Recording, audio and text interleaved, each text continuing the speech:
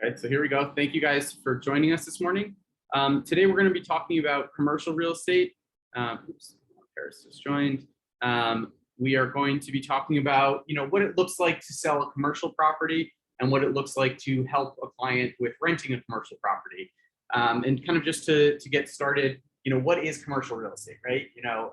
There are a few kind of nuances to this, but the biggest things are when you're talking about a lease. You're talking about a lease of an office space, of a retail space, be it a storefront like a clothing store or a restaurant. The lease of an entire building. A lot of times that happens with either a flagship store or someone who's taking over maybe an industrial facility, a contractor or a warehouse or something like that. It can also be of a vacant lot, right? And there are different things you can do there, maybe food trucks, maybe parking and things like that. When we're talking about sales, we're talking about the sale of potentially commercial condos and co-ops, right? A lot of times buildings in New York City will have a retail space on the ground floor, which is a separate unit which can be purchased, right? And so if you're working with a commercial client, they might be looking just to buy, a store to open up their store or to buy as an investment. If you're talking about a building with over 4 residential units, that becomes commercial real estate, right? That's kind of the borderline, right? If it has 5 or 6 units or 30 units, right, that becomes a commercial property. Mixed use buildings, and that term is used kind of frequently here in New York City, a building with a retail space on the ground floor and maybe residential units above, maybe office space above, something like that. A development site, right, a vacant lot that could be built upon, that's also commercial, and just general lots, right? So it can be any kind of outdoor space. So when we're talking about commercial, we're talking about all these different things, and definitely something to keep in mind. So again, I'm just going to kind of very briefly go through what the commercial sale process looks like. And for anyone who's watched the presentations that I did on single family and multifamily, it looks almost identical, right? There are a few key points that are going to differentiate, but generally this is what we're talking about, right? So you're going to review with your client what they're looking for and do the search. You're going to do an inspection because again, you're probably dealing with a unit that could need some work, multifamily, things like that. You're going to submit the offer, negotiate. The deal sheet goes out, and the attorneys work on the contract prep. They sign the contract. They do their funding, or if it's a cash deal, you kind of move on to the closing fairly quickly. So again, the review and search is something that you're going to be in charge of. My suggestion is always to do either over the phone or in person, some sort of consultation, just to review with your buyer kind of what the process is in New York, what they're looking for in terms of location, price, size. Make sure that they have a real estate attorney, right? In both sales as well as in residential, as well as in leasing, there's going to be a real estate attorney involved, right? And so you want to make sure that they're working with someone who is a New York-based real estate attorney, and more specifically, someone who has experience with commercial real estate, right? I can't tell you how many times I've gotten offers on the commercial space I have over on Bleecker. They know nothing about commercial. The deal doesn't go forward, right? So again, talking to them in advance, saying, hey, do you have someone? If not, can I introduce you to someone? Yeah. Hey, everyone. One big difference between commercial and residential is that when doing a residential deal, you're dealing with an individual or a family. But on commercial, your client is going to be a business owner. Maybe it's a CEO, maybe it's a founder, maybe it's the manager of that business who's been charged with finding space for whatever they do. It could be a restaurant, it could be a coffee shop, a barber shop, it could be a development site, like Jason was saying. So you want to make sure that they are aware that they're going to need an attorney that specializes in the type of business that they have, especially with restaurants in Manhattan. There's a lengthy review process with the neighborhood board and up in Albany with the SLA. So they need to be working with their attorney from the time they start working with you as a broker, because those kind of deals are concurrent with each other. Yeah, and then again, having someone who's New York based, especially because of the permitting processes and things like that, is especially important. Also, again, if they're purchasing something, many people are going to be taking out financing. Again, commercial real estate mortgage brokers are a little bit different than residential ones. Some brokers can do both for getting a mortgage. Many cannot, and so again, Doug, for instance, can do up to a 4-family, but above a 4-family he can't do. But he has recommendations of commercial mortgage brokers that he can refer out and things like that. So kind of in that light, when you're looking at their pre-approval for a sale, you want to make sure that it is for a commercial property, right? That it's either for, you know, a 6-family, a 10-family, whatever it is. And the biggest differences tend to be, again, because these assets are usually treated as investment properties, the down payment is higher, right? It's very rare to be able to put down 5% or 10% on a commercial purchase. Usually it's 25 to even 50%. And again, a lot of that's going to depend on their finances, who they're getting the loan from and things like that. So again, make sure that when you take them out or when you're having this consultation before you take them out, you're confirming that their pre-approval is for the asset class that they're looking to buy. Yeah, and I would also hop in and say that sometimes it's difficult talking with clients about money, especially when it's your own checking account.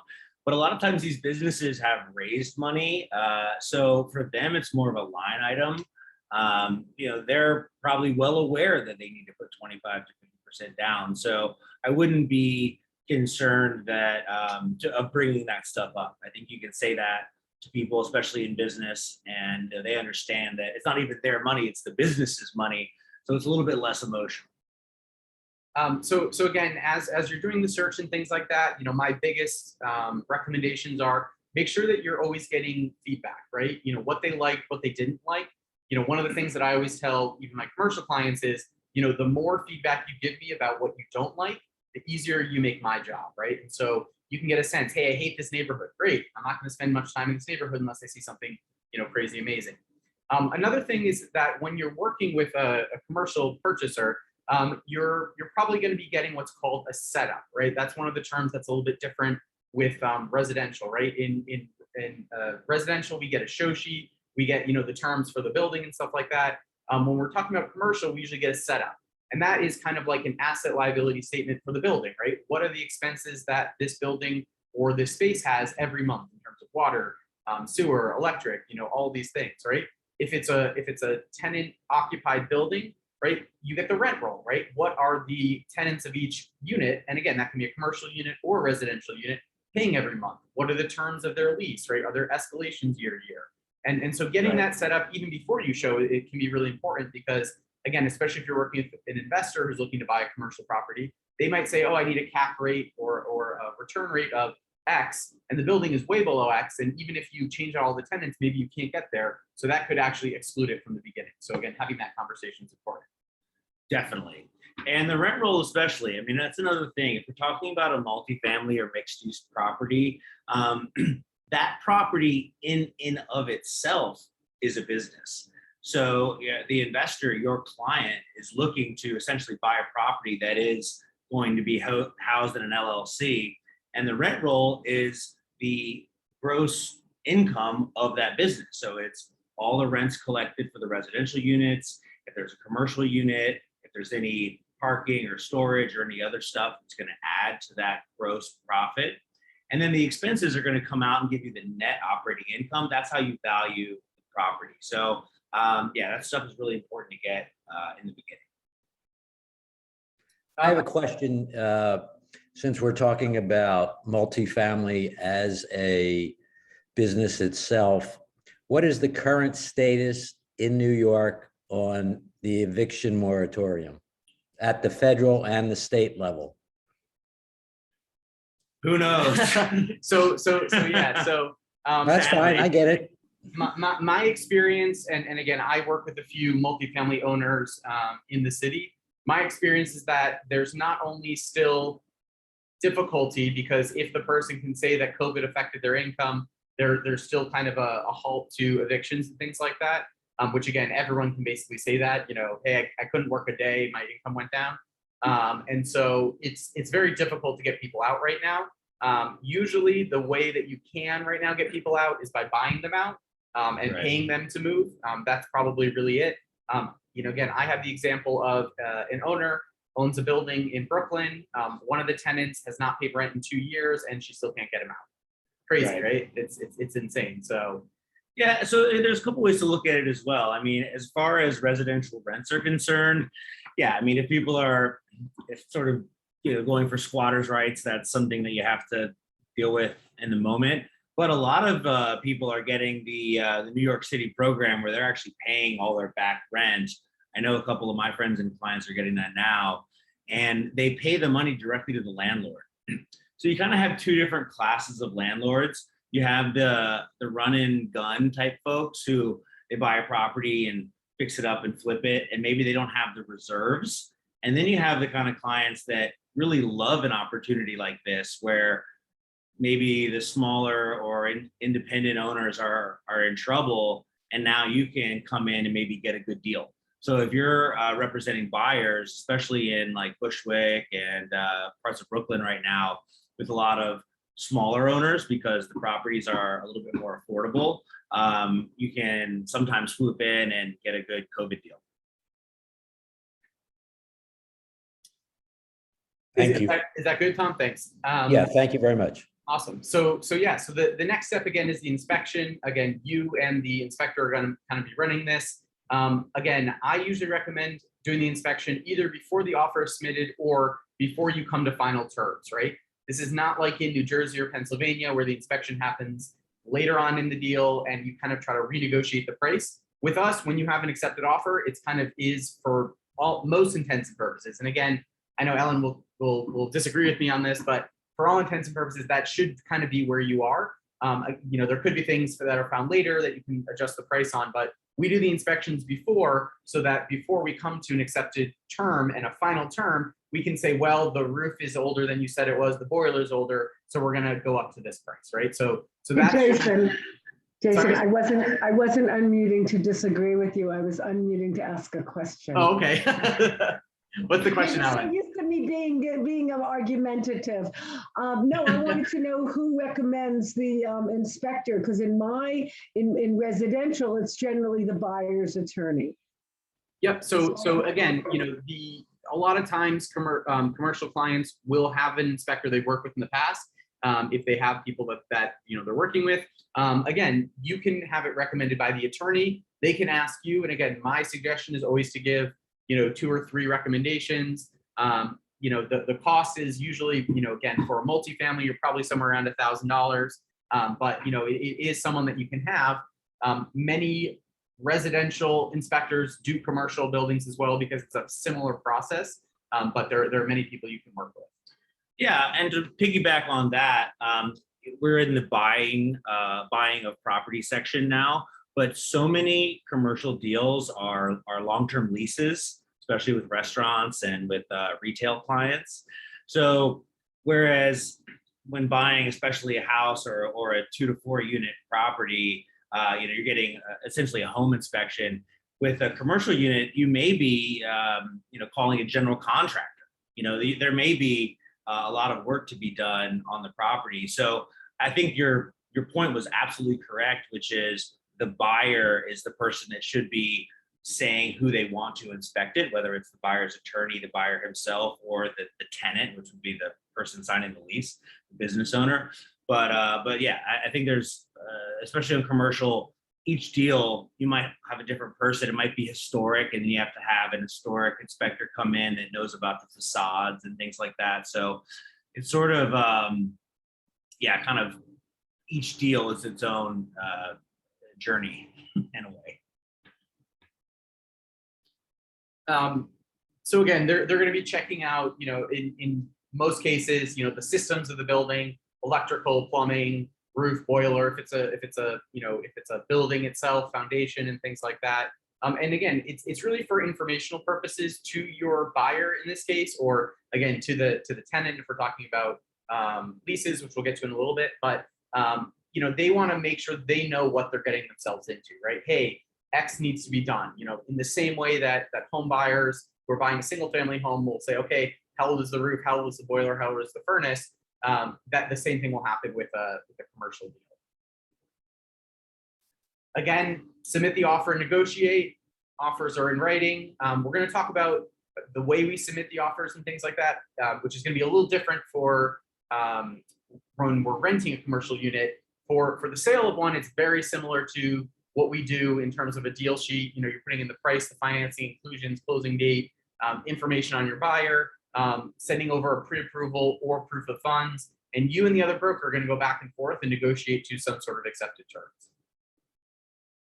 Again, very, very similar, and I basically just changed what I use for residential. I'm authorized on behalf of my clients to offer 5.7 million for the address. They're putting down 50% and obtaining financing from M&T Bank. The remaining 50% of the purchase, they can close quickly. They have an attorney. They're pre-approved form is selected, right? That's an offer, right? That's how we do offers here in the city for commercial properties, like we would do for residential properties. Love that. Again, very similar. The deal sheet goes out.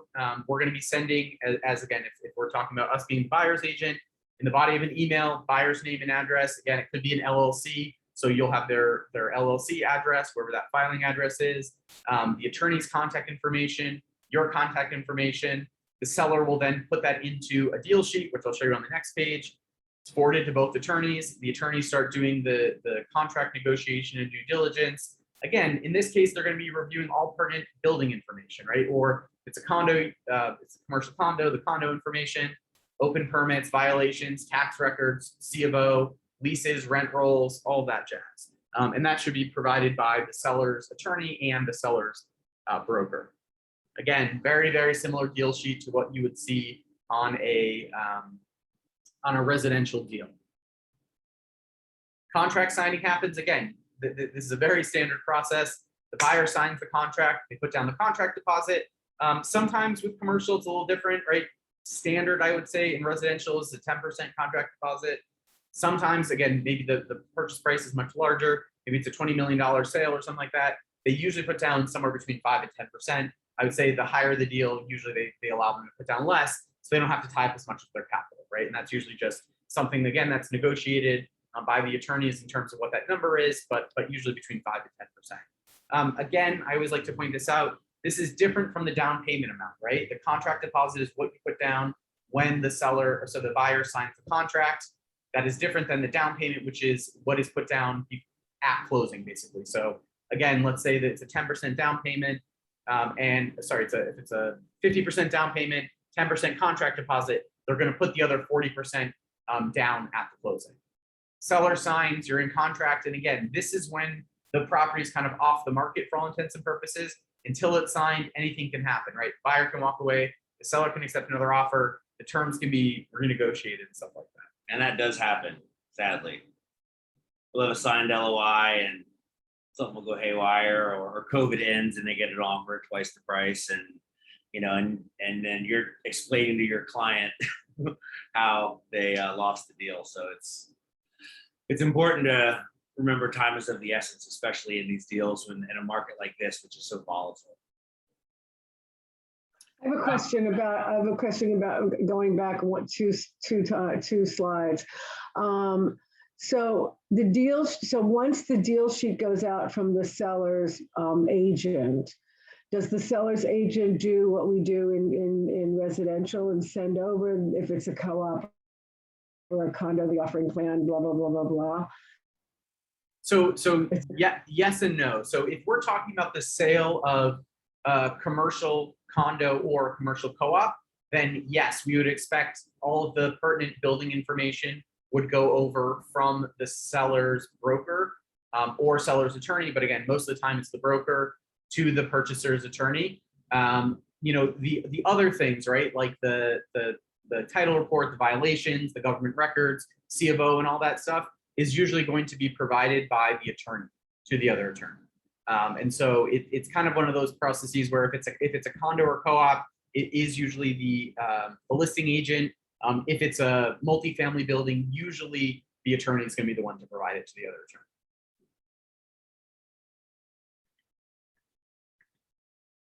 attorney. If they're getting funding, again, the mortgage officer is going to be receiving the contract, the setup, the rent rolls, all the leases and things like that.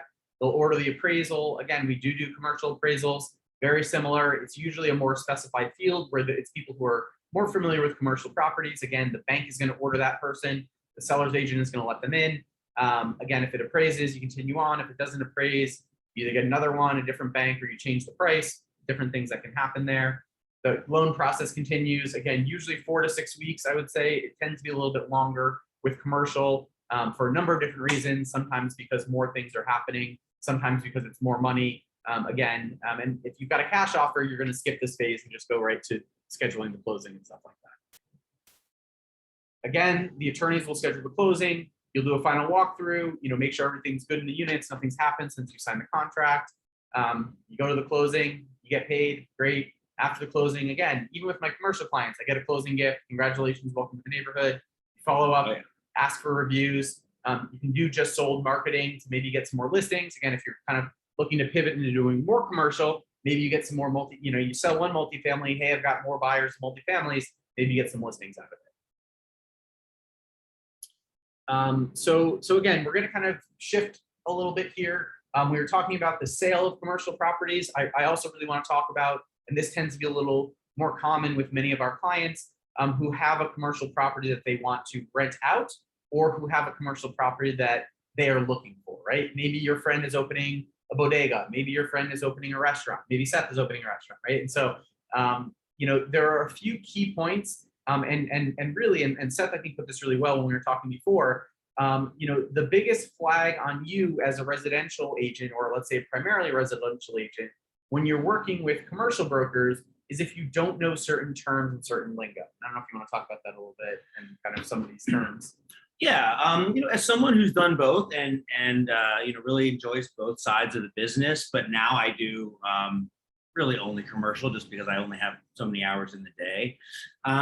One way that I sort of started looking at it myself is if you pass the bar and have a license to practice law, you can use that license to be a tax attorney or a divorce attorney, but they're not necessarily the same field. So it's similar with our real estate license. So you can practice commercial, but it's very different from residential. So at times, like for me, if I get a call on a listing and someone is not using commercial terms, they're using residential terms, it sort of tips me off that they might not be as knowledgeable about commercial properties as someone who does commercial full time. So I don't think that should be something that anyone worries about. I just think that I'm here as a resource.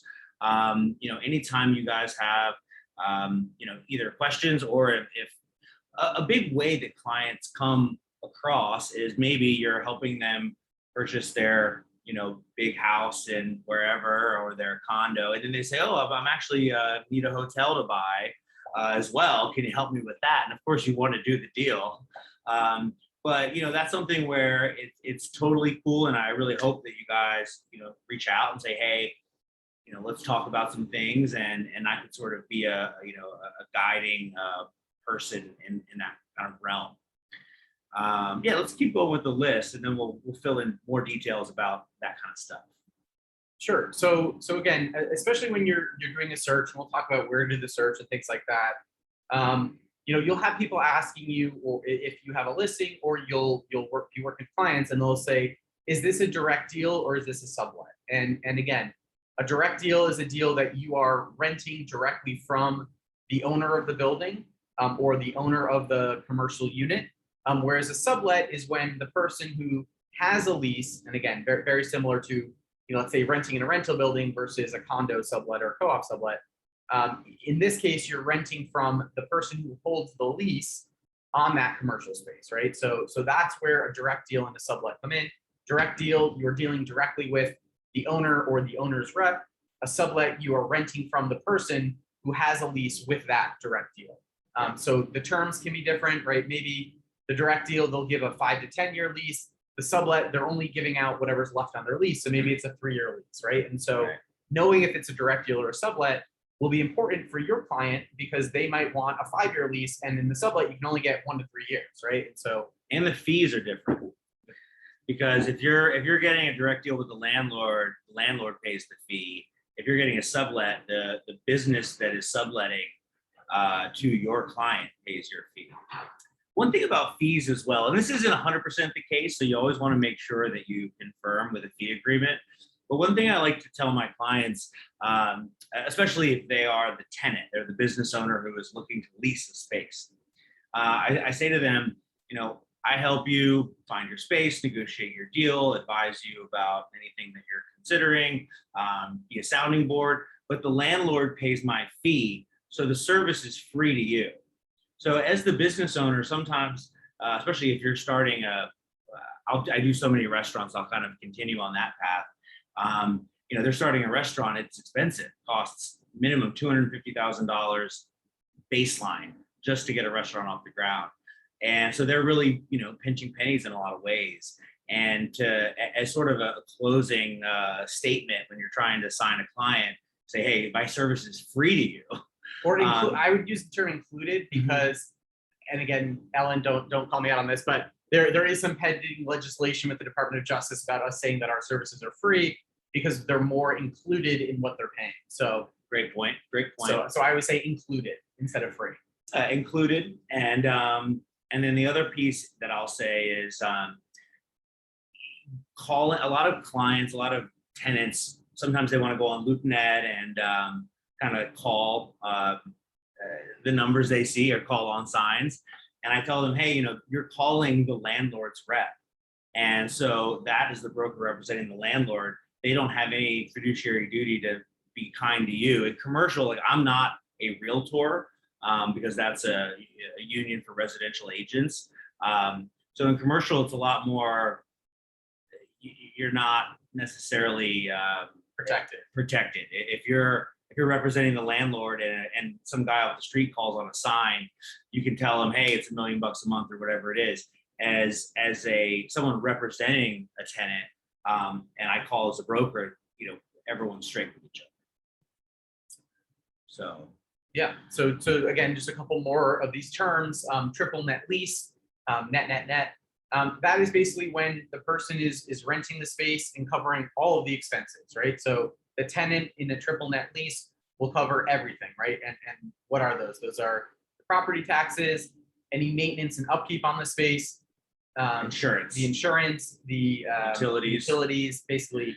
So it's net. It's all the nets for that particular space. So if you have a four level building and the tenant rents the whole first floor, they pay 25% of the building's property tax. So net means the landlord is charging all the net costs to the tenant. And that's great if you are representing a landlord or if you're representing a buyer, because when they're buying a building, which is a business, right? Then they're like, oh, well, the tenants are going to cover your property taxes in the commercial spaces. In the residential, they're not. Any type of taxes or insurance that the building must carry is built into the rent. And as inflation continues to grow, either rents grow or in cases like we mentioned earlier, people don't pay rent or rent is fixed. So commercial property, if you're representing the owner, the landlord, they don't have to pay their property taxes or their insurance or the utilities. But if you're representing a business owner, they need to know that that's not, it's also not rent. Because if you're looking at rent as a percentage of sales, 8 to 12% of sales is where you want to be, then that's rent.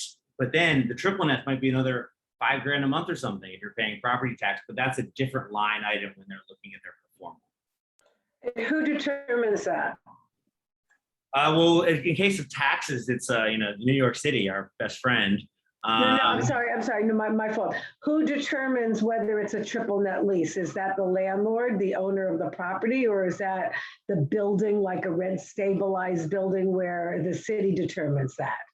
Yeah, in almost all cases, it's the landlord who's basically putting an offer out there, like putting something on the market, and they'll say, I want $50,000 a month triple net. But then as a tenant, you have the right to negotiate anything you can get. So I had a deal I closed last month that the landlord was asking triple net, but the tenant said, hey, listen, it's COVID, I'll pay you a flat rate. That's going to be it. And the landlord said, you know what, I'll do it. So it is a little more Wild West, I'll say, than I don't want to, Jason's gonna kill me. I'm not saying Wild West. I just mean that every deal is different. Like in some cases, they'll be like, oh, well, you could sell a piece of property in exchange for like a diamond ring in like some jurisdictions, because it's sort of residential stuff is heavily regulated because the American dream is home ownership, right? So every person in America needs to own a home and, have that dream fulfilled. So the contracts are very standardized. The process is very standardized. The financing is very standardized through the FHA. So because you want to protect consumers, that's what government does, right? Protects consumers. A business owner is not necessarily considered a consumer. It's sort of different. You're a business owner, you're an entrepreneur, you're going out there trying to make something happen, and your success is not guaranteed. You may very well fail. And in New York City, people fail all the time. So that's sort of a big difference where there's so many protections put in place for residential, which is good for you and your clients and everyone. But in commercial, there are far fewer protections. So yeah, so LOI, letter of intent, we'll get to this in one of the other slides, but again, when you're putting in an offer for a commercial space, you don't put in an offer, you put in a letter of intent, right? And that's basically going over the terms that you're offering on the space. Again, maybe they're asking for a triple net lease and you say, you know what, I'm not going to pay for anything. And that would be in your LOI. We'll get to that really in detail in a moment. And I'll touch on it quickly.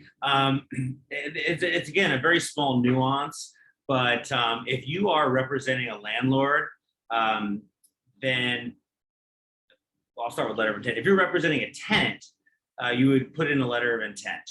If you're representing a landlord, you would give the tenant a proposal. So the proposal, like you mentioned earlier very wisely, who sets this standard? Well, the landlord does. So the landlord says, I want $50,000 triple net a month for my space. Okay, so if you're representing the landlord and a tenant comes through and it's a celebrity chef and he's the coolest guy ever and you want to get him, you can't really start negotiating without getting your client's approval. So the first thing you would do is say, hey, can I send you a proposal? And that proposal is what your landlord is asking. So the asking price. And the asking price, and if it's triple net, and if they want a 5-year lease or a 10-year lease. But it's really important, I feel, to be very methodical when you're representing a landlord, because people that own real estate are collectors. They really feel strongly about the things that they own. So you want to give the proposal exactly what your client has instructed you to do. Now, as a tenant rep, it's a lot different because you're trying to kind of you're trying to say, okay, well, you want 50, we'll give you 40. And you want triple net, well, we want full service, or we need a year free because of COVID. You're trying to find ways to, get your client the best deal. So it's sort of, depending on which side of the transaction you're on, there's like different strategies.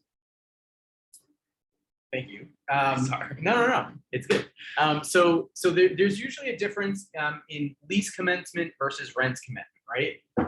And the reason for that is, and especially in maybe a restaurant where there needs to be a lot of work done, in a space that's not what we call turnkey, where it's like you can just bring your suitcase in, fully renovated, whatever you want to call it. The lease commencement is the date that the lease starts, where the person gets the keys, they can start doing what they want to. Again, here in New York City, there's a lot of permits that need to be filed, liquor licenses, expediters, yada, yada. And so there's usually a discrepancy between the lease commencement and the rent commencement. And so the lease commencement is when they get the keys, the rent is when they start actually paying the rent. And again, we'll get to this in a little bit, but that is a big kind of difference to have lease commencement versus rent commencement. Key money used to be a huge thing in New York. Sometimes it still is, but for the most part, if a restaurant's folded, the landlord has all the equipment, they just want to get rid of it. But key money used to be if someone's looking to sell their restaurant or to sell the equipment in the restaurant where they would pay money, right? Well, let's say someone has a really great lease. They've got they signed 30 years ago, a 50-year lease. They have 20 years left on the lease. It's an amazing deal, right? Maybe market is $30,000 a month and this lease is $10,000. They're going to sell for what we call key money, that business. And that's basically business to get the keys and to take over the space and stuff like that. Yeah, and we'll get to all this later, but there's sort of two ways it happens. One, the way Jason just said, which is if you own a business, you have a below market lease, you want to move upstate and raise a couple of kids. So you say, I'm going to sell this business. And then, so that's, you give money for the keys, right? Here's money, I get the keys, you get the money. The other way it happens is if a tenant has folded and left and the property's vacant, and the landlord feels that they have been, they've lost money on the deal. They paid a broker fee, they gave 6 months free rent, they put up some money for construction, and then in a year, this business went out, folded and left you with the bag. They're saying, okay, all the work's been done for you, the space is ready, but you got to give me some money for the keys. So it can happen two different ways. There's two different kinds of terms used for guarantees. Again, when we're talking about commercial leases, usually it's an LLC, right, or an S corp or some sort of corporation that's renting it, right? And so the landlord has fewer protections as they would if they were renting to a direct person, right? In the same way that that landlord probably has the building in an LLC, they're going to be renting to an LLC. And so there are two kinds of clauses or guarantees that tend to be in leases, commercial leases. One is called the good guy clause, which, again, do you want to go over what that talks about? Yeah, sure. So, the great point is it can be a lot of different things, but LLC is a really the most common way to incorporate your business. So that stands for limited liability corporation. And what that means is if you're starting a business and you're gonna, I'll keep it with restaurants. You're gonna start a bar and it's gonna be great. So you start the bar, but you don't know what you're doing and you don't have security and it's a madhouse and someone slips and falls or gets stabbed or gets shot or some terrible thing happens. The person that is the victim can't come after you personally. That's what limited liability corporation means. The business it limits the liability to the business. So the business can go under, but they can't come take your house and take your car and put your kids on the street. It limits the liability, right? But as a landlord, you're saying, well, shoot, I don't want to give this person access to my property for 5 or 10 years and they don't have any liability whatsoever. So then you have two ways to do it. A personal guarantee is the owner of the business personally saying, I guarantee something. It could be 6 months rent, a year rent, the whole lease term. A lot of landlords try to get the whole lease term, and you got to be smart and you got to help your client not have to do that. Or maybe it's $100,000 or something like that. It's some sort of guarantee made personally by the owner of the business to the landlord. The good guy clause usually happens maybe if the tenant doesn't want to sign a personal guarantee, which most clients don't, but it's also a cost of doing business. But the good guy clause basically says, if things go wrong, I'll walk away. It's sort of saying to the landlord, I'm a good guy. I want to rent this place. I don't want to tie up. I don't want to put $200,000 of guarantee money on my balance sheet. But or if you want to develop the building in the future, give me a year notice and that's another one. Landlords want to develop buildings. They don't want to tie them up with leases. So it's basically giving a concession to the landlord in writing, saying that you'll be a good guy in case blank happens. And oftentimes you see this, let's say the business closes, they're basically saying, okay, you know what? The business closes, if we're paid up to that point, you have 6 months security, we will give you the keys back, you keep the security deposit, we we give up all claim to this space, to everything in it, and that gives the landlord 6 months to re-rent it or something like that. Exactly. So that's another way that it's done. Or even, Jason deals with these things all the time, is if you're kind of see the writing on the wall and you're like, oh man, we're in dire straits here. And you call your landlord and say, hey, listen, we're gonna try to make it for another year, but it's gonna be tough. You can start looking for a new tenant now. And then that's when you're touring a space that may still be open. And obviously you don't go there when it's open and that's all that, but we'll talk about that later. But being a good guy and giving the landlord his fair warning that you might be moving on. And finally, and again, obviously the most important for all of us, commission, right? And again, we don't want to ever violate antitrust laws. And I can tell you that commercial real estate brokers have been the worst at doing this. I've gotten into huge fights with people saying, why aren't you paying a standard commission? Why aren't you paying the standard rate, right? There are no standard commissions in real estate. Everything is negotiated, right? An owner and the seller's agent come to terms in terms of what they're going to be charging the owner for lease and what they're giving out to another broker for bringing the tenant and things like that. Again, oftentimes that varies based on the length of the lease. If it's a 1-year lease, if it's a 3-year lease, if it's a 5-year lease, if it's a 10-year lease. But normally with us, when we sign a landlord, we agree to either a certain number of months if it's a shorter lease, or a certain percentage of every year of the lease if it's a longer lease, right? So again, one of the ones that I've done before was a 5-year lease with a 5-year option. For the first 5 years, the owner paid 10% of the first year, which again was co-broked, 8% of the second year, 6% of the third year, kind of went down from there, and then 3% of the last 5 years if that's done, right? And again, that's just an example because everything is negotiated.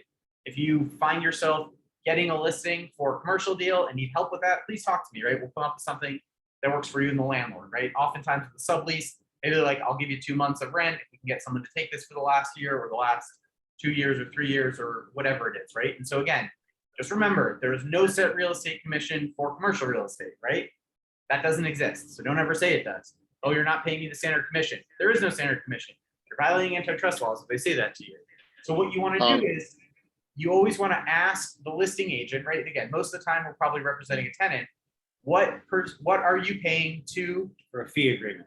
us for bringing the tenant? Yeah, just in the LOI, and I have some great templates as well. They aren't the standard stuff that we use on the residential side, but it's more templates that have been through deals. So I can share that with anyone that might need it. But in the LOI, you put a commission and you ask for the fee agreement, and you state that the tenant, or most of the time the tenant, is represented by Weichert. And so yeah, but you always want to ask for that. And yeah, and landlords play games, no doubt. You know, they might say, "Oh, we're not gonna."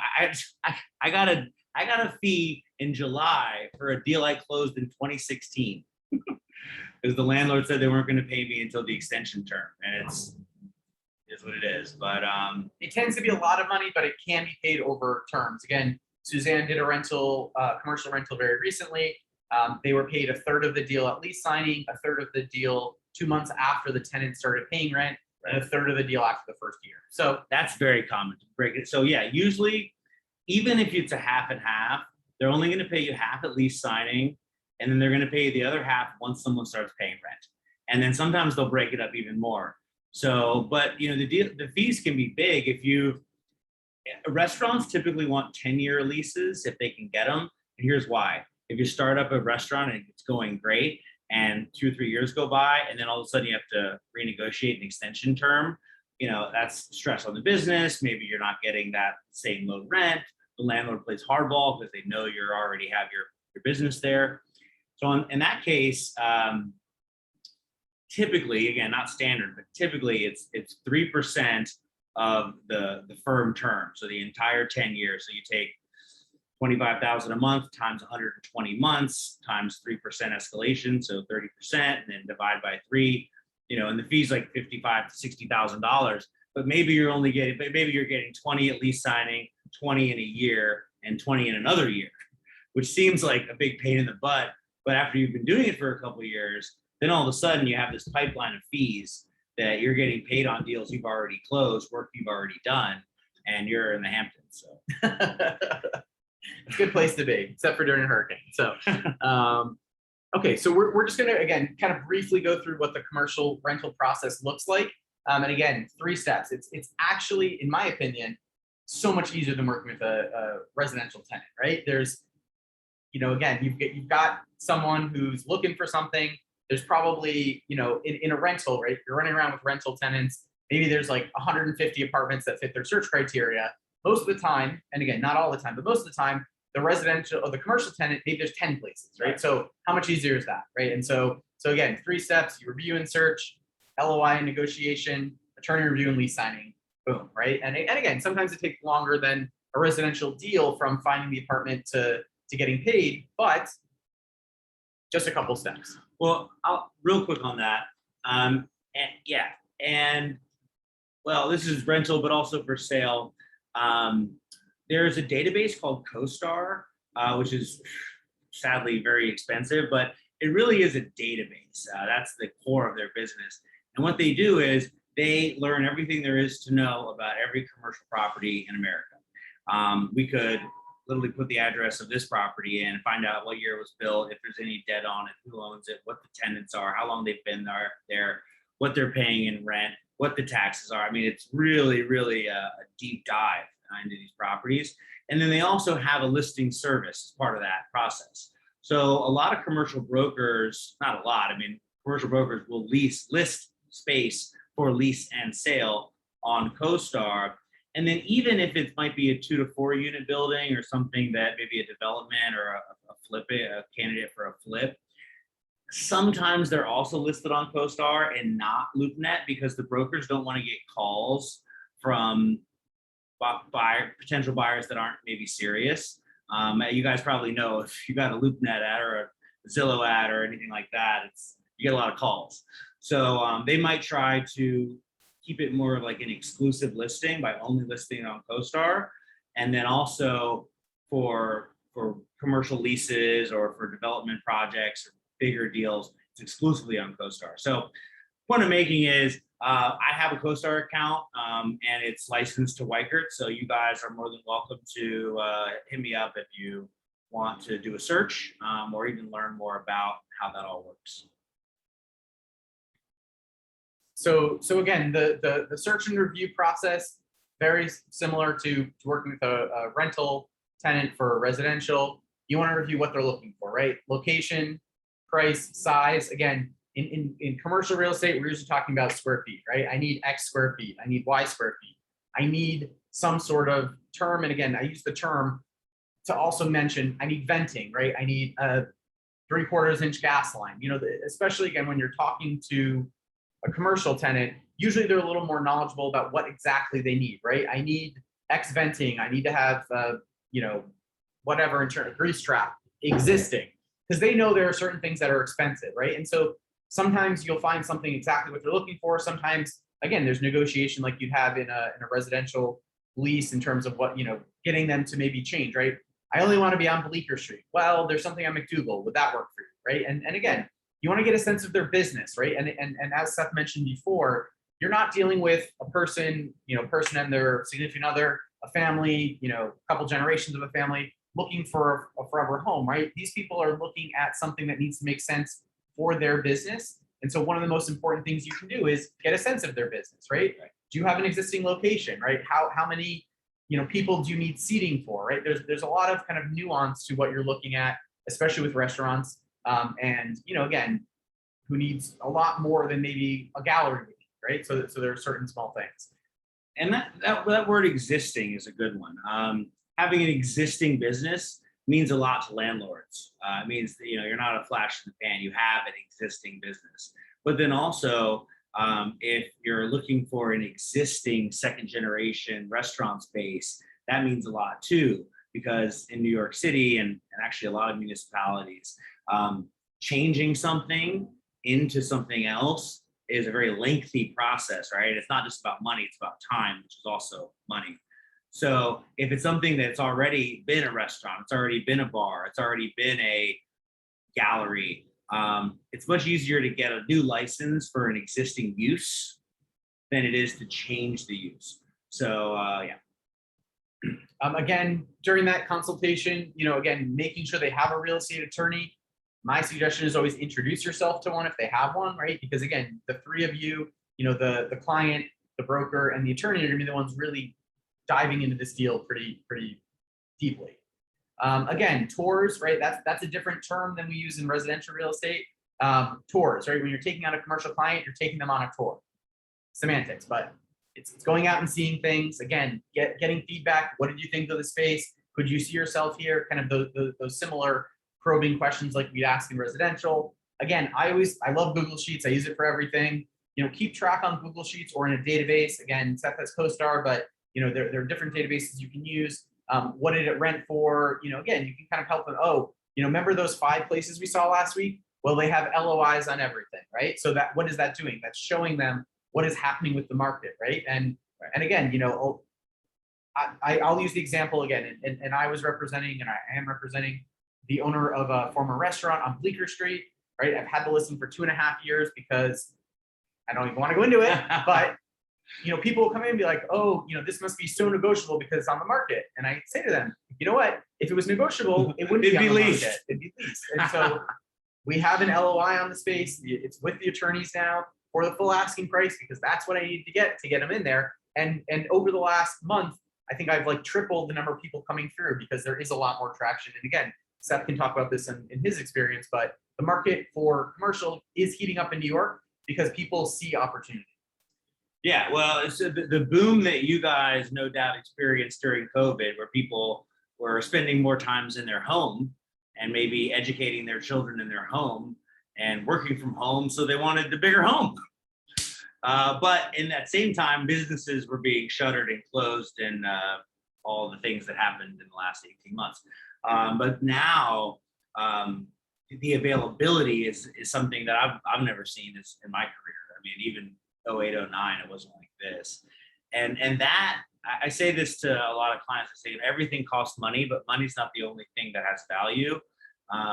The idea that this stuff is even available, that you can even get Saxon and Parole, that you can even get Gatsby's Tavern. These places, Gatsby's are 40 years. You can even get Tom and Jerry's. It's unprecedented. So it's definitely a cool time in the market if you're.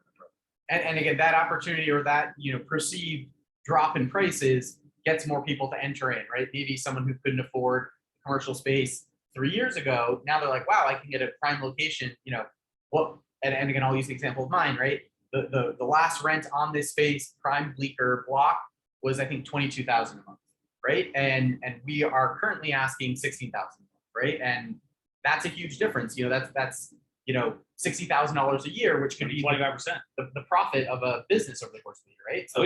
So but then of course you also have the landlords that are saying, oh, we finally got Tom and Jerry's out. They signed their lease in 1979. Let's jack the rent up. So you never know. I mean, it's every deal's different. Every deal's different. So again, we talked about this a little bit. A letter of intent, right? And what is a letter of intent, right? It is an offer on the terms of the property, right? So there are many things that go into this. We'll kind of look at, and again, I'll just use an example of one that I put in for Pilates studio. So it's going to be a little less complicated than one that probably Seth has put in for a restaurant because it's a lot more into it. But generally it's the terms, right? What is the rental price and what are the escalations, right? Escalations are what is the rent increasing year over year? And again, there's no standard, but what would you say usually when you negotiate a lease? What are kind of typical escalations? Yeah, so typically for the last decade, it's been 3% is what landlords want, basically to factor in inflation. Tenants try to say, oh, maybe let's do 3% every 2 years, or let's do 2%. But right now it's strange because, I think it's still it remains to be seen, but people think inflation is going to be on the rise. So, it might be higher than 3%. So I have a deal right now I'm working on, the landlord saying, we want 4% or CPI, whichever is greater, which is Consumer Price Index. Sorry. So basically what the inflation is based year to year. So they're saying, oh, if inflation goes up 10%, then the rent's got to go up 10%. And again, it's nothing standard. So that's definitely a big one. Another one I want to point out here is the free rent. Another word for that is rent abatement. But free rent is definitely how brokers talk to each other. Like, how much free rent? And essentially it is negotiating some time at the beginning of the lease for the business to obtain all of its professional licenses and permits and things, right? So again, we talked about existing second generation spaces, things like that. This Gatsby's deal I'm working on, it's been a bar. It has everything that a bar needs. So basically you can go kind of polish it up, reimagine it, slap a coat of paint on it, and apply for a new license. All right, so that's one thing. But then if there's another deal where you have to apply for permits and it's in Soho, which is historic, and then you have to get an architect and an engineer and an historic person, and then they all have to put plans together, submit to the city, and then you have to wait. And then once you get the permits, then you got to do the work. And then that, I mean, you can talk about 2 years, you know, I mean, or six months to 2 years to do construction on a property in Manhattan. And then remember, if you're getting half your fee when you sign the lease and the other half when the tenant starts paying rent, and that's 2 years later, you know, it almost behooves you in sometimes to find places that already are existing and have or a second generation space. So free rent depends. What have you seen recently? Like, Yeah, I mean, if your client is like a gallery or a fashion brand or even an office tenant, maybe a startup, 1 to 3 months, because you just kind of move the desks in or you put in your line and maybe you do some reimagining. If it's something that is a second generation restaurant space, still six months. 6 months is about where it's at. That's just to apply for new licenses and do your reimagining. And then if it's a development project or a place like Saxon and Parole, which is a shell, you know, 12 months free, 6 months half rent. So 18 months until, and then a lot of times you'll pay like the first month or the first 2 months at lease signing. So in that case, you know, so 6 months half rent is 4 months full rent. So you wouldn't pay any rent for 16 months. Yeah, I mean, those are deals that get done. So don't be afraid to ask for that kind of stuff. So, and who pays for the taxes and in that 6 months to 2 years, and is that built into the price? That's a great question, and the answer is crazily enough that it's negotiated. So if you say in there that, you know, that during the rent abatement period you're not paying rent or triple nets, then you're not. But if you just say rent and maybe don't remember to include triple nets or the lawyer misses it, then sometimes your client can be on the hook for that. and Ellen, as an example, again, I'll use the Bleecker Street one, right? In this case, the owner only asks for any increases in property tax from the base year. So in this case, the base year is 2021 to 22.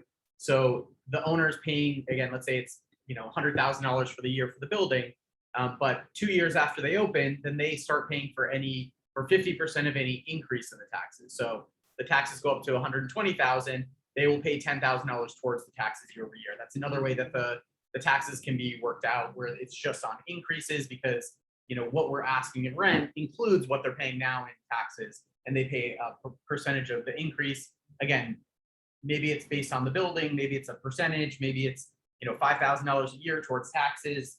It's all negotiated. It's all negotiable. Yeah. And one more thing to add is to negotiation and letters of intent is there's something called TI, which stands for tenant improvements. And more, I guess, would be defined as a tenant improvement allowance paid by the landlord.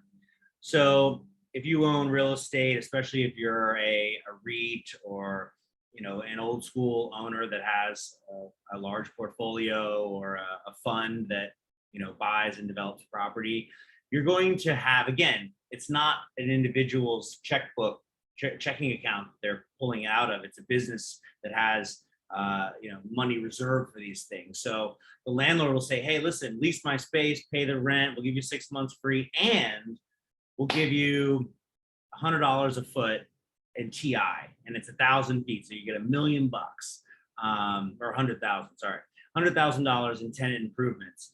So that is TI is essentially a build out. it's a build out allowance. Yeah, absolutely. But then it's again something that you also have to be careful to negotiate, because sometimes, you know, you think, oh, 100 grand, so when I sign the lease, you're going to write me a check. Well, no. Sometimes the landlord says, oh, we want you to, if we're putting 100 in, we want you to put 100 in too. So we want to make sure that we each put in 50% of the cost. Or they might say, all right, we'll give you the 100, but we want you to spend 30 and then give us the invoices, and then we'll reimburse you, and then spend another 30 and then we'll reimburse you. So Yeah, I mean, it's all negotiated. It's all goes in the letter of intent, and every deal is different.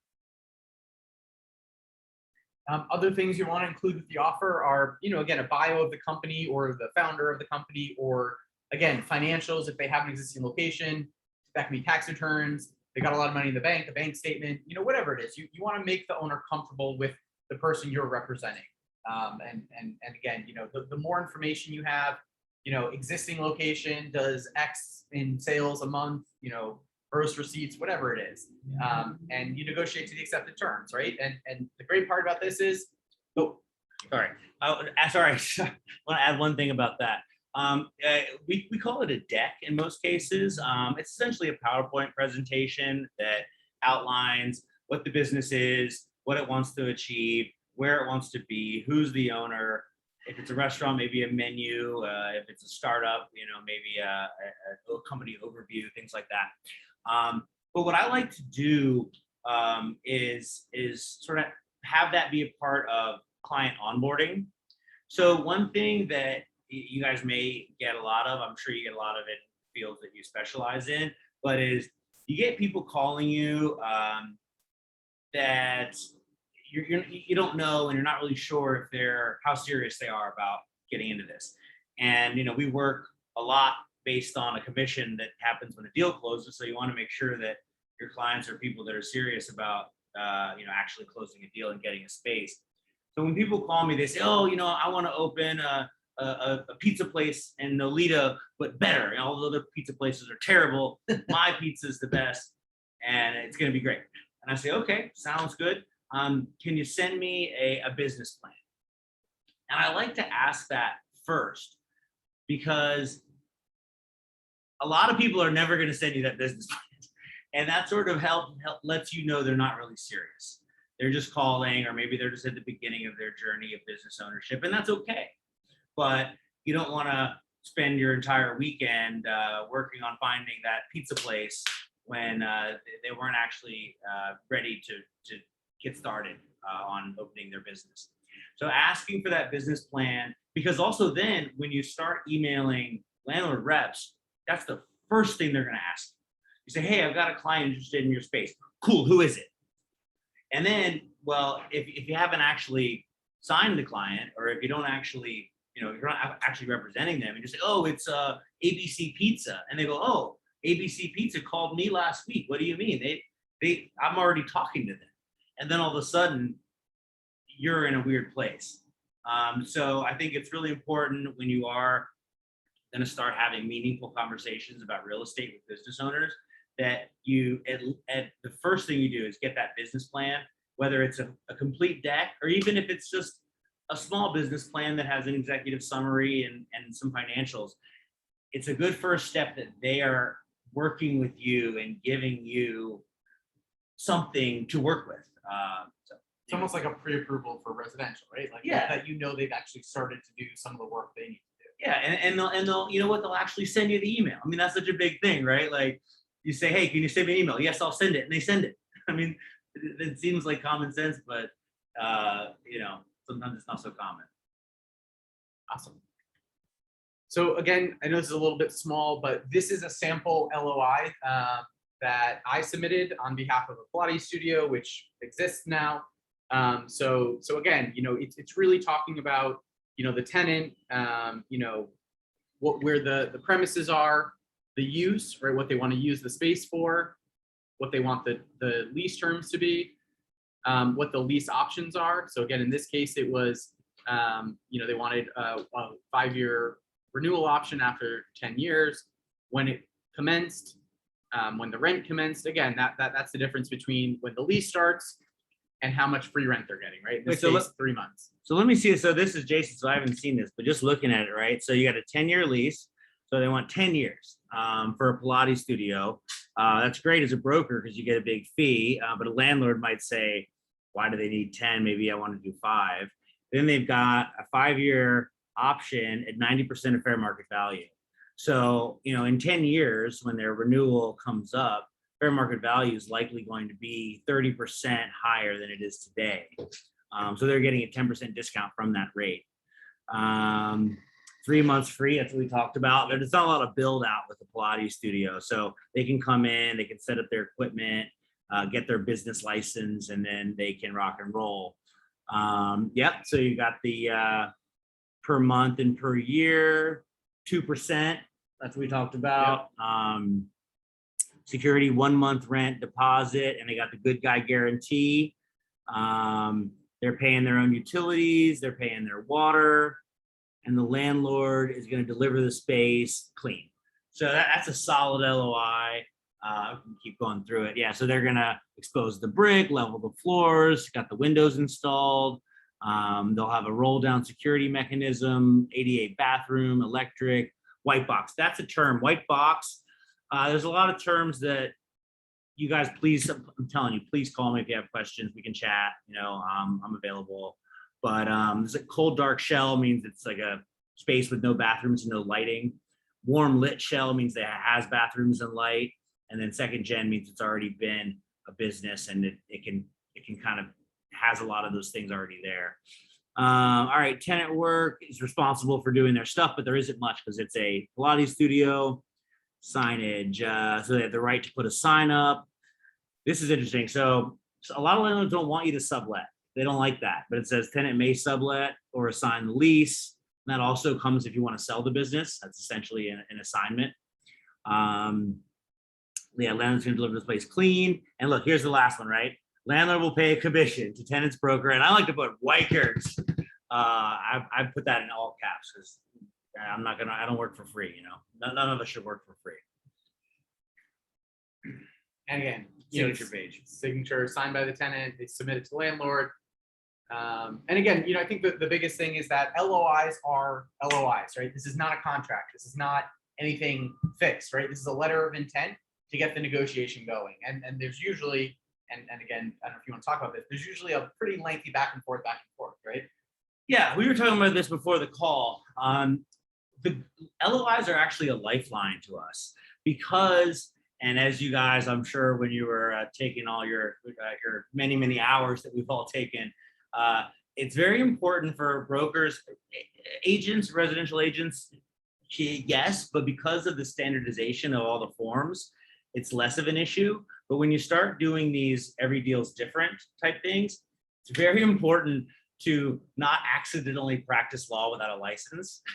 So if you're like telling your client like, oh yeah, it's fine, and then it's not fine, and you advise them it was fine and it's not, they might say, what the F, yo, So that's why these LOIs, it's a non-binding agreement that essentially acts as a term sheet that we can negotiate as brokers and agents. But then when we agree to the terms, essentially the spirit of the deal, then we hand it to the lawyer.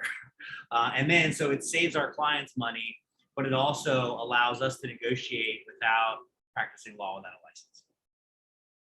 And again, you come to terms, right? This term sheet is sent out to the attorneys.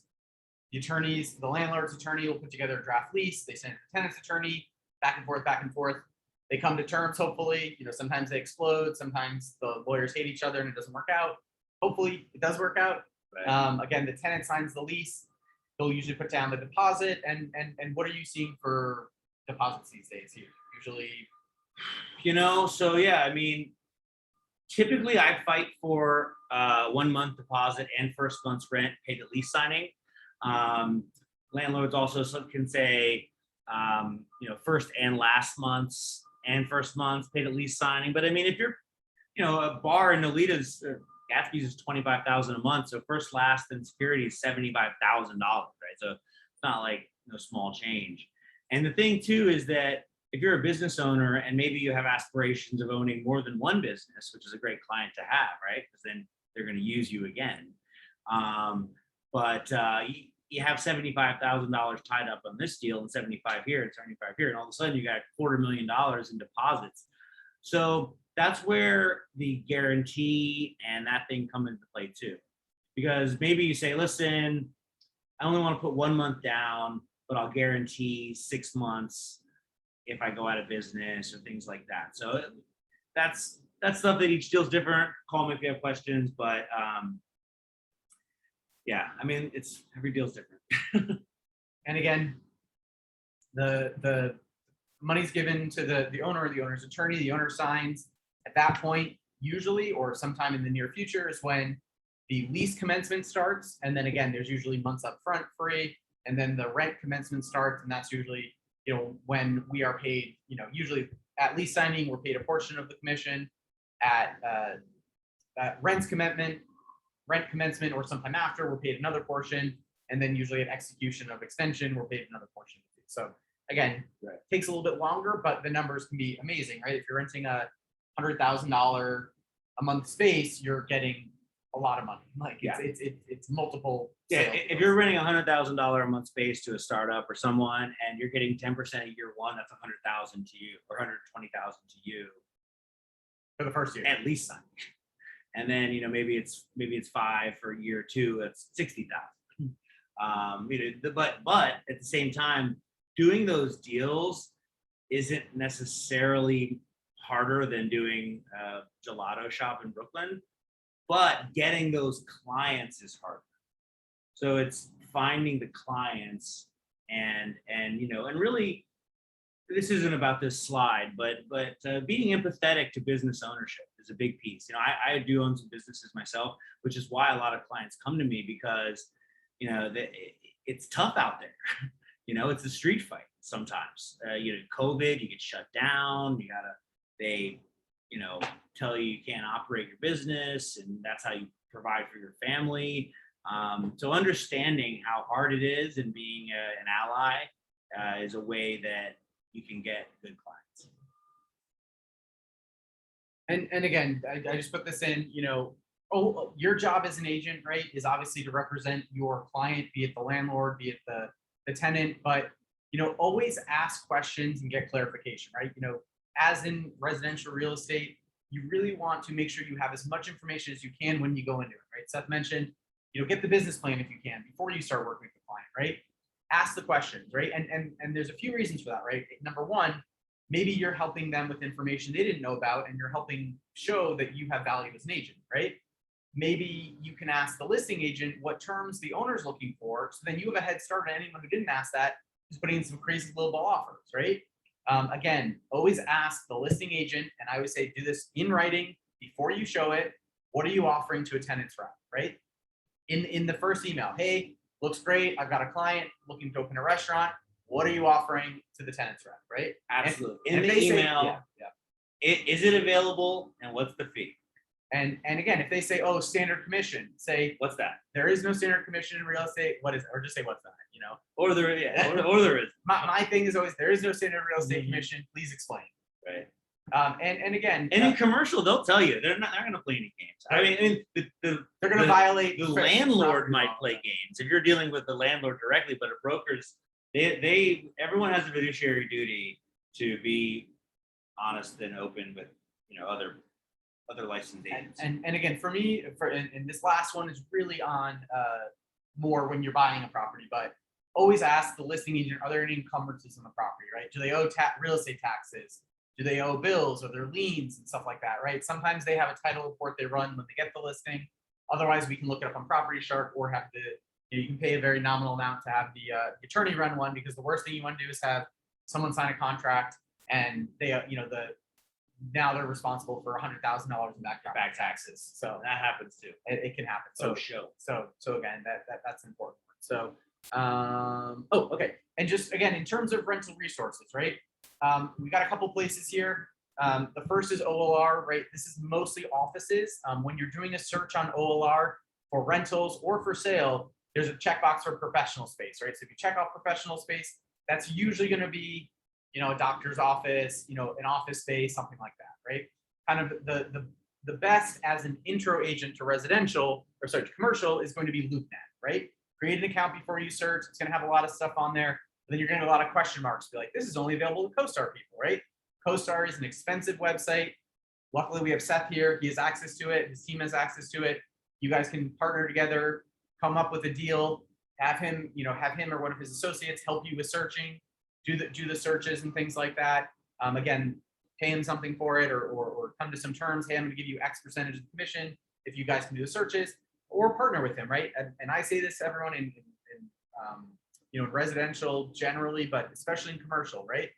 I would rather get half of a deal that closes than 0% of a deal that doesn't close, right? Or 100% of a deal that doesn't close, sorry. And so in your first deals, right? Do the deal with Seth, right? Do the deal with, someone who knows commercial properties, right? You're going to learn from it. You're going to get some experience. Maybe you guys work together and partner on other deals.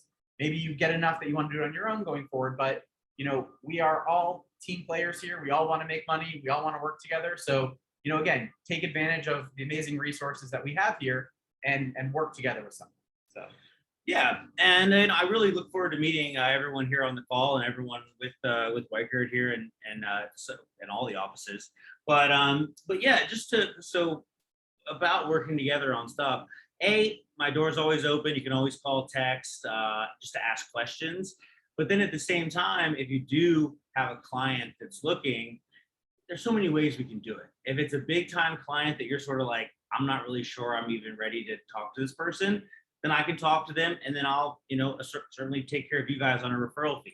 If it's something that you guys want to work and just want me to be sort of, a resource, a sounding board, happy to do that. If you need someone to run a co-star search just because you're interested or you have a client that's not really ready to start looking, but you want to have a little bit, we can do that stuff. And then really the next level of that is that I've got a pretty full client list at the moment, and I have several team members in Washington, D.C. and here in New York that I give clients to because they're saying, hey, we've got this or that, or we want to open a bar or a restaurant or a pizza shop I've got someone who has a debate series. They want to get a theater in the East Village that I might not have time for. And if we have started working together and, we have developed a good working relationship, then I can give you clients because I don't have the time to necessarily service everyone that's reaching out to me. And then, I can start kind of sending clients to you guys. So if you're interested in commercial, I live near the Soho office in Nolita, and I'm always around to grab coffee and hang out or, chat, and would love to, be a resource to all of you guys. Awesome. Well, thank you so much, Seth. I appreciate it. Anyone have any questions? Again, I'll send you guys, I'll send you Seth's information over email, but I'm happy to open it up to questions or anything you might need. Yeah. Hey, Jason, how are you? Hi, Seth, how are you? I actually have two clients that I'm dealing with now. I'm in the building, I'm upstairs, so I have a lot of questions off camera because I have a deal today. I have to go take out a guy for, he wants to bring in a French restaurant that's licensed in France in the Harlem area. His budget is $25,000. His lawyer sent over some information, but like he was saying earlier, I need to see the financials because you know how I am with paperwork. But I'm going to take him out anyway today. But there are other things that I want to have a discussion off of this with you guys about that you can just rapid fire for me. And then what is that? The sheet that you just showed earlier, like the LOI sheet? Yep. The intent sheet and then the process for that. And I also have like the terms, which I've been looking up. So I just want to have a quick conversation with both of you guys before I take this guy out. So I won't look like a complete idiot. Awesome. Well, you won't look like a complete idiot. Don't worry, Paris. And we'll come up after we're done here. So. Okay. All right. Cool. Bye. Anyone else have any questions or anything? Well, again, I'll send this video out. I'll send the slide deck and I'll send the sample LOI that I use. And again, what I'll probably also do is add to the Google Drive just a couple of the more pertinent to commercial deals, a separate folder in there. So you will have access to those things if you do need them. And again, we tend to do mostly residential. So if you do need help, again, Seth is here, I'm here. We've got a couple of the people who have done office spaces, retail spaces and whatnot. And so again, we're all here to help one another out. And so anything you need, let me know. But thank you again for your time. And thank you again to Seth for his time and amazing information. We'll